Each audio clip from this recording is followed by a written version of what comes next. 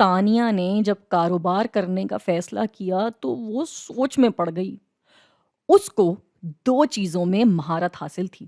پہلی تو یہ کہ وہ اپنے مزیدار کھانوں سے لوگوں کی بھوک نکھار سکتی تھی، یا وہ اپنی میک اپ کی سکلز سے لڑکیوں کے چہرے۔ اب وہ اسی سوچ میں تھی کہ وہ کاروبار کرے تو کس چیز کا کرے، کیونکہ اس کو تو دونوں ہی چیزوں کا برابر شوق ہے۔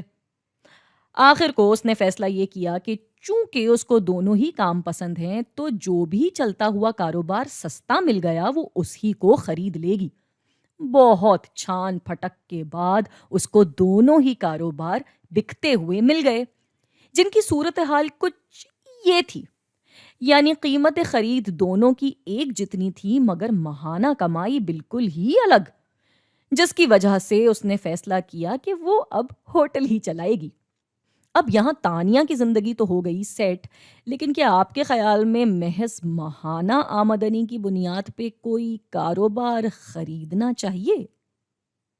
بالکل نہیں۔ کسی بھی کاروبار کو خریدنے کے لیے اگر اس کی سرمایہ داری سے ملنے والا پیسہ یعنی ریٹرن آن کیپٹل دیکھا جا رہا ہوتا ہے تو اس کے ساتھ ساتھ اس کی کاسٹ آف کیپٹل یعنی سرمایہ داری کی لاگت بھی دیکھنا بہت ضروری ہے۔ مثال لیتے ہیں کہ یہ ہوٹل تانیہ نے خریدا بینک سے 15% لون پہ، تو سرمایہ داری سے ملنے والا پیسہ ہوا مثال کے طور پہ 10%، لیکن سرمایہ داری کی لاگت آ گئی 15%۔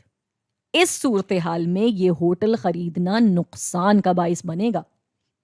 جبکہ اگر ہم تصور کرتے ہیں کہ مثال کے طور پہ تانیہ کے ملک کی حکومت کسی نئی اسکیم کا اعلان کرتی ہے جو کہ پورے ملک میں پارلر کھولنے کے لیے قرضہ دے رہی ہوتی ہے، وہ بھی محض 2% سود پہ، اب ایسے میں تو پارلر خریدنا ہی فائدہ مند ہے۔ چنانچہ کسی بھی کاروباری خریداری سے پہلے 2 عناصر پہ غور کرنا بہت ضروری ہے: سرمایہ داری سے ملنے والا پیسہ یعنی ریٹرن آن کیپٹل، اور سرمایہ داری کی لاگت یعنی کاسٹ آف کیپٹل۔